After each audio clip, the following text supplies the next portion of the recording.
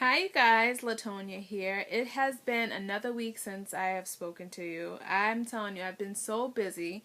I came out of hiding, I should say, since I've been pregnant and sick. So I came back to you with the news that I was trying to discover this area of brokenness in my life regarding forgiveness. And then my next video after that, I spoke a lot about forgiveness and how I realized that I have unforgiveness in my heart that needs to be reconciled with my mom in order for me to move forward on this journey to overcome. Sorry, I'm near my back porch, so the trees and everything's distracting me. But anyway, wanted to touch base with you guys on what I've been up to, what I've been doing, and all this stuff. So my daughter's birthday passed. It was an awesome day. I winded up bike riding the entire day. I'm 4 months pregnant, and I think I'm crazy because I was totally exhausted. She was exhausted, but overall it was a wonderful day. And then right after my daughter's birthday was my husband's graduation. So we literally have just gotten past all the festivities of that, getting family together to attend the graduation and then getting the family back to the house to have our barbecue cookout get together to just celebrate all the things that are happening. And then it was the official announcement of the baby to everybody. So we have a lot to celebrate right now. I'm very excited because this is the first time in my relationship with my husband that we do not have school involved. We started dating in high school. I graduated college, but my husband's been going to school part-time for the last few years, and this last year he has been gung-ho going full-time along with full-time work. So our life has been revolving around college, work, childcare. I mean, it has been real crazy. So this is a new beginning for me. I'm very excited. Also, today, literally today, we just found out that I'm having a baby girl. I was really hoping for a boy because I don't like being pregnant. I don't want to go through this again. Ugh. So that's the sad news, is that I possibly will have to go through this again. But I am happy that I'm having a girl because I love sisters. So I'm happy that my little girl will have a sister. She'll be a big sister, just like me. Alright, so anyway, that's my good news. I guess my other news isn't bad news, but it's the more not so exciting, I guess. Exciting and not exciting. Getting back to the task at hand, which is my journey with my mom. Updates there. So it was put on my heart that I should write a letter to my mom. And this is a letter that may or may not actually go to my mom. But just being in prayer and speaking to some of my close friends about it, because of my reaction to my mom's phone call when this first sparked in my head that I need to fix this, I wrote this blurb, and I don't have it anywhere around me. These blurbs, these lines that showed me what my real frustration has been with my mom. It was just this burst of anger, and I wrote down just 5 lines of what really upsets me about my mom. And it was the first time I saw for myself, what it is that holds me back. Takes down these walls that I built up around me and just hurts me and frustrates me about my relationship with my mom. I got so caught up on that, being upset about that phone call that we had, that it really brought me to where I am now. So long story short, where I am now, I have understood that my brokenness that I feel in my heart with my mom is really this unforgiveness topic. And now I've learned a lot within the last week regarding that. And the way I think about it is I have been living with cancer, you guys. I have had cancer. The thing is, I didn't know I had cancer until I went to the doctor, and he or she made the announcement and told me, Latonia, you have been living with cancer, and now we have to fight this thing. That's how I feel about unforgiveness. I've been living with it, didn't know it existed, didn't really understand the symptoms, didn't know that it was in my body and that I was suffering from it. But just recently, a symptom came up, this anger that stopped me. I went to see the doctor, which my doctor is Jesus, so went to see him, went in prayer about it, really listened to what he had to say, and he revealed this unforgiveness and the roots of unforgiveness in my heart. So I am here to tell you that I committed to writing this letter to my mom, because that was the next step. Once I found out about the unforgiveness, I realized I need to resolve this. So I decided I was going to write a letter to my mom. And I was going to write this letter without there being anything attached to, like, I was going to give it to her or not. I ended up getting really hung up.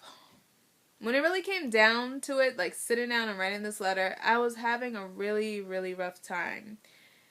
Not knowing the words to say, because for me, I'm angry in the moment, and then I build these walls back up again, and then I go on with life. So the anger doesn't continue to exist. It's almost like a wound that heals. The scab is there. It's not completely gone. And then a phone call comes in and the scab is ripped off. So it doesn't really heal.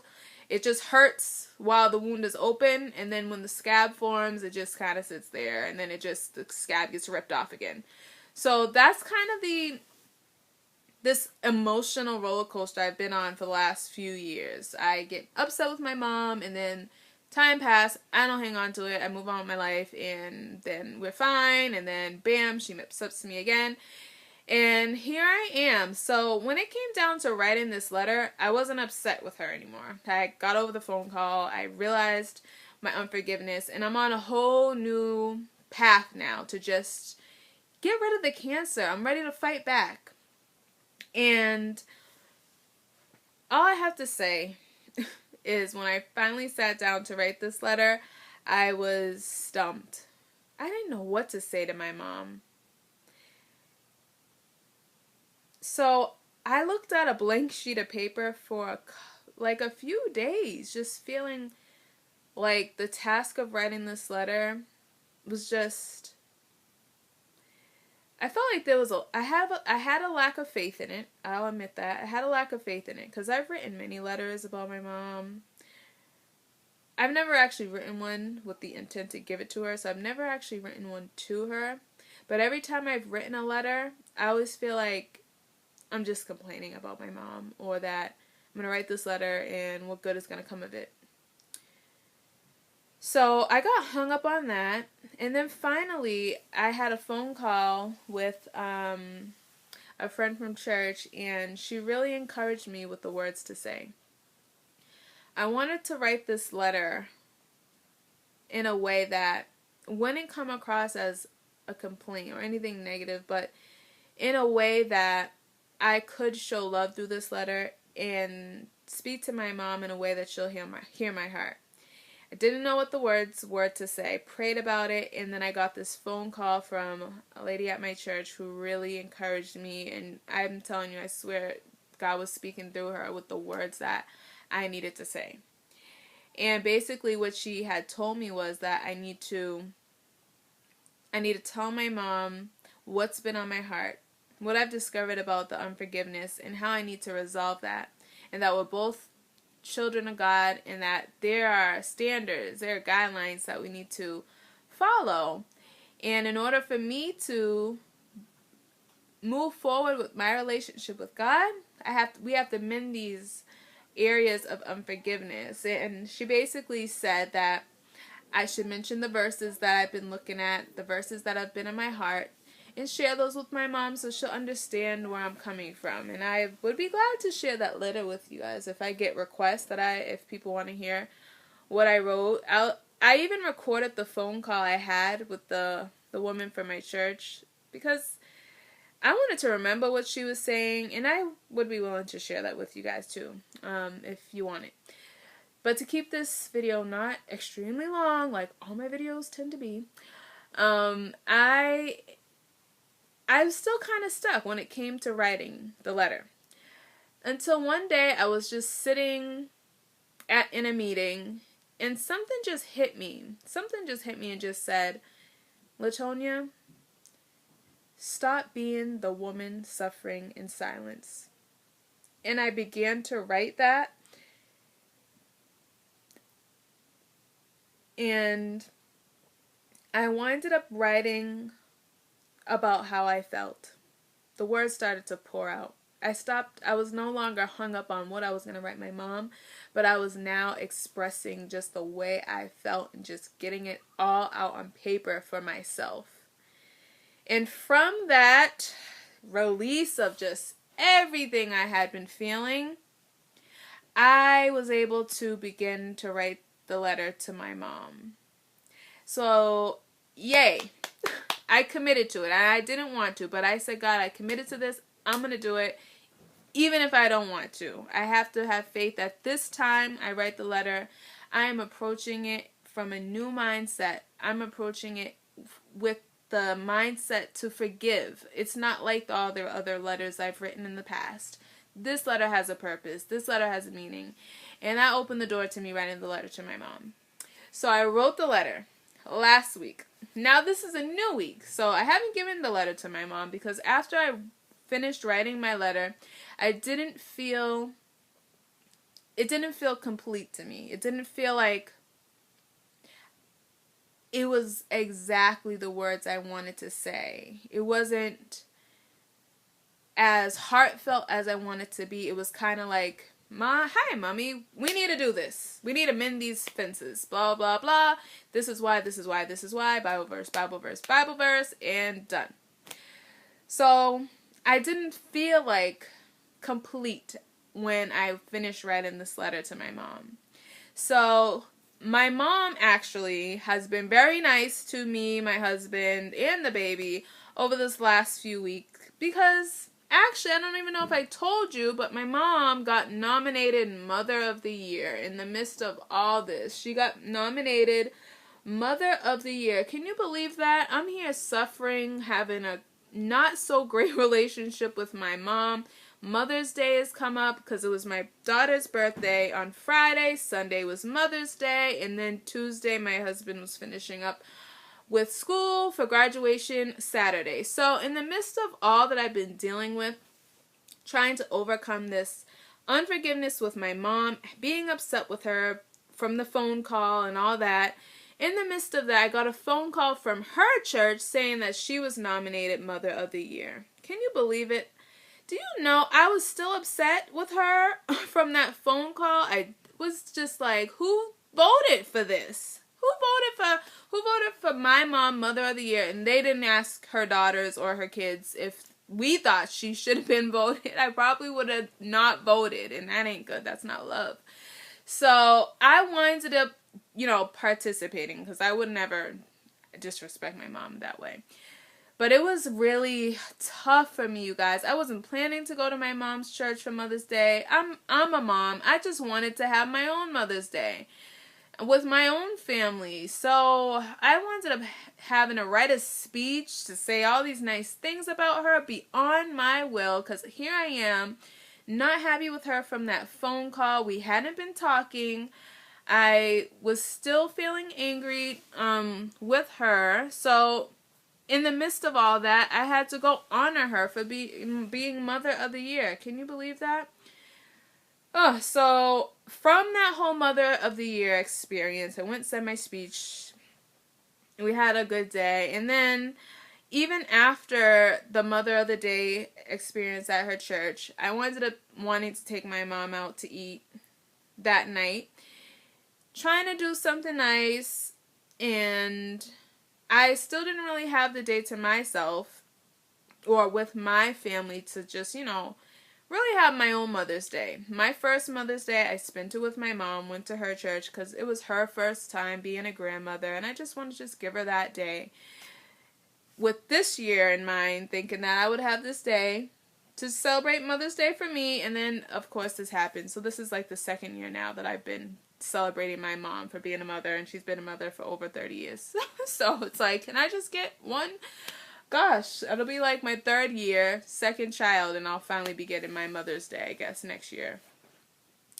So, long story short, after the Mother's Day thing, my mom has been helping out. My mom and dad have been helping out with me, trying to get prepared for the cookout for my husband's graduation. So she's been nice. She's been cooking food. She's been giving chairs. She's been helping us get tables over to my house. So I'm just like, wow, I can't be angry. I can't give my mom this angry letter in the midst of all this. So it's just been kind of weird, the sequence of events that have been going on.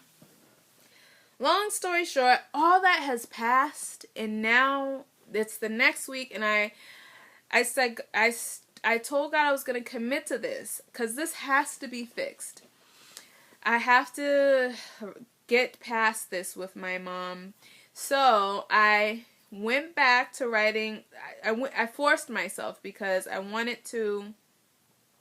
want to look at the letter, bring back up the emotions, bring back up the thoughts of how I feel. I feel like I'm holding on to something, and my mom just has no idea that I'm holding on to this in the midst of all that has been going on with the birthdays, the graduation, the Mom of the Year stuff. And it's just kind of like, bam, here's this letter about how I really don't like you. How does that look? So I winded up going back to the letter and rewriting it.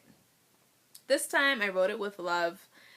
I added in how much I appreciated her helping me raise my daughter, Kyra. Well, not raise her, but helping me, supporting me with her as far as childcare goes. She watches her twice a week for us while Herkins has been in school. And I thanked her for all the help that she has given to Herkins and I. Just helping us keep food in the house, cooking when it's just, life seems a little overwhelming for me. And, my mom's a great person. She is a giver. She'll give her heart out. And going to her Mother of the Year event, I was able to see firsthand just how giving she is from the other people who spoke about her. And that's what I kind of reflected and added into my letter to my mom. How I wished I could know that person. Because the relationship I have with my mom has just been all about me not feeling good enough. Not feeling that anything I do is appreciated. Not feeling anything I do is good enough, I guess. So I've always felt rejected. Always felt like not approved, things that I've done. So I've always had, I guess, the negative end of the stick, while everybody at our church, I guess, is getting the great positive piece of her. And I added that into the letter. Just how I appreciate her for all that she does, but I wish I knew the person that everybody else gets to experience. Like, people are saying that she compliments them. I don't get none of that. So, just, there's areas of her that I know are there, I just don't get to experience. All I get is, why don't you do this? Why don't you do that? Why do you do this way? Why do you do that way? Why don't you do this way? And why haven't you done that yet? And this, and why do you wear your hair that way? And this, I just get, nothing's ever good enough. I just don't get the best experiences with my mom. So, in the letter, I expressed that. Now I have a letter that I feel content with. But I already, from my mom being nice over the last over the last week, and knowing my place and what God expects of me, I am already beginning to feel a transformation in my mind. I've written this letter. I don't feel compelled to give it to her yet. It is in ready form if I do want to give it to her, but I feel like I'm waiting for God's leadership. I'm waiting for him to guide me on whether I should be giving her the letter or not. Because maybe this is a process. He hasn't revealed it to me yet, but maybe this is a process that doesn't involve her involvement. Maybe it's just a process where I really have to just rely on God to transform my heart, transform my mind, to see my mom and love her the way that he does. And also, keep in mind that the fear I've been holding on to is not fear. Fear is not fear of its own, but that it's a tactic of the enemy that's been being used against me. And I have to get this word in my heart that no weapon formed against me shall prosper, not even fear. And be strong and know who my God is in my life. And that when my mom attacks me, or I've come up with the word, I know what it is now. I call it the bully factor. My mom has actually been a bully to me. She has led me into depression, and she's led me into places in my life, I'll call it the dark ages, where I didn't love myself, I didn't appreciate, I just didn't like anything, because I've always been felt that I'm not good enough. And it all comes down to the weight that I put on my mom. I just think of her so highly that the fact that she bullies me with this picking on me, nagging on me, always complaining about me, always telling me I'm not good enough, this, that, and this, and why do I do this that way, and just not accepting me or I don't feel approved by her. I just feel rejected by her. Don't feel like anything I do is good enough. So I always feel like I'm defeated. So because of that, I just feel like this transformation has to happen in my own mind. And I'm beginning to feel that it is. I'm beginning to feel like I can combat my fear head on, because I know who God is in my life. And I know who's behind the fear. It's not just, you're afraid, you're a fear. I know it's the enemy behind this fear. And I know how to confront it now. And that in the midst of my anger, I can say, all right, no weapon. I know I'm greater than this. I am greater. God's given me authority over this. And I have to shut it down. Shut down any fear that I have. And I'm almost feeling like, because I've learned so much in this process already, that I'm capable of letting God just work within me and beginning to believe all the things that God has said I am, and just letting that word just reside in my heart. I'm beginning to feel that transformation in my heart and my mind, but I won't really know until I'm around my mom more during this process to tell if I'm responding to her in love, or if my instant reaction to her is with love, because I'm seeing her weakness. I really want to see my mom the way God sees her. We're all weak in some way, shape, or form, and the enemy's just using my mom to get at me in an area where I've been weak, and that's just been with the rejection, the fear, and all these things that have rooted itself from the unforgiveness. So, not sure if I'm going to give the letter to my mom or not. It may not involve her to that extent. I just know I have to do my job of remaining faithful, staying in faith, believing that I'll have victory over this situation, and then letting God do the work. Letting God transform her heart and her mind to allow our relationship to grow. The thing about this situation, it's not like smoking or drinking or doing drugs. It's not something I can just put down, out of sight, out of mind, forever and ever. It stinks in a way, because this is my mom. This isn't something I can just get rid of. My mom's always going to be around. And as long as I let her have control over me in this way, I'll always feel bullied. So I have to take that weight that I put on my mom, this expectation from her to accept me, and give it to God and know that God accepts me for who I am, that He loves me for who I am. I am fearfully and wonderfully made by Him, and that I don't need to seek my mom's approval at every moment, but that to know I am loved by God, and that